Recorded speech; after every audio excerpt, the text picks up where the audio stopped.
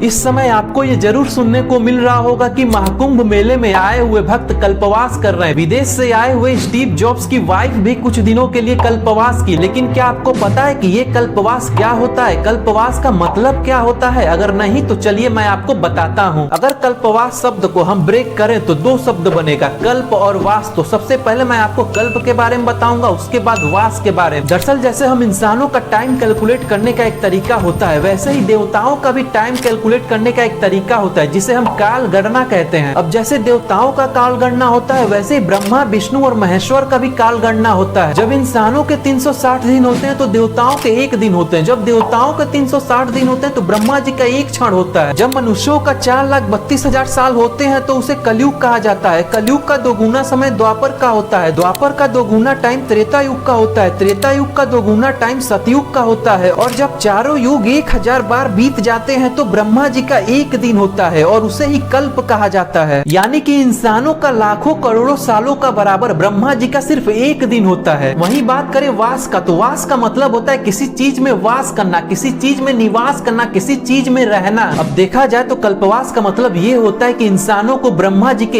1 दिन के बराबर तप करना होता है, साधना करना होता है, पूजा पाठ करना होता है। लेकिन अब आप सोच रहे होंगे कि मैंने तो बताया कि ब्रह्मा जी का 1 दिन लाखों करोड़ों सालों के बराबर होता है, तो फिर इंसान लाखों करोड़ों साल तक तप और साधना कैसे कर सकता है? दरअसल हमारे पुराणों में मान्यता है कि कोई इंसान कुंभ के समय पौष की पूर्णिमा से माघ की पूर्णिमा तक अगर 1 महीने तक कल्पवास करे तो इस महीने में उसे इतना पुण्य मिलता है जो ब्रह्मा जी के 1 कल्प के बराबर होता है, यानी कि 1 दिन के बराबर होता है। मतलब पौष की पूर्णिमा से माघ की पूर्णिमा तक ये 1 महीने का समय इतना महत्व होता है कि लाखों करोड़ों साल के बराबर होता है। तो अगर कोई इंसान इस महाकुंभ मेले में 1 महीने तक तप करता है, साधना करता है, पूजा पाठ करता है, तो वो लाखों करोड़ों सालों का तपस्या का फल केवल 1 महीने में ही पा सकता है। अगर मैं आपको एक लाइन में कल्पवास का मतलब समझाऊं तो हम लाखों करोड़ सालों का तप का फल सिर्फ 1 महीने में महाकुंभ मेले में तप और साधना करके पा सकते हैं। चलिए मैं आपको जल्दी से बता देता हूँ कि महाकुंभ मेले में कल्पवास के दौरान क्या क्या करना होता है। कल्पवास के दौरान भक्त सुबह शाम गंगा में स्नान करते हैं, ध्यान, प्रार्थना और धार्मिक प्रवचन करते हैं। भक्त भजन कीर्तन करते हैं, दान पुण्य करते हैं, जमीन पर सोते हैं, साफ सुथरे पीले और सफेद रंग के कपड़े पहनते हैं, दिन में 1 ही बार भोजन करते हैं। भक्त अपने टेंट के पास जौ और तुलसी का पौधा लगाते हैं, भगवान की कथा सुनते हैं और आत्म शांति पाते हैं। तो आपको ये इन्फॉर्मेशन जान के कैसा लगा आप हमें कमेंट में जरूर बताइएगा। वीडियो अच्छा लगा हो तो 1 लाइक जरूर कीजिएगा और ये वीडियो अपने फैमिली, फ्रेंड और सभी के पास जरूर शेयर कीजिएगा ताकि उनको पता चल सके कि कल्पवास का मतलब क्या होता है। और ऐसे ही और इन्फॉर्मेटिव वीडियो के लिए please do like, subscribe, comment and share.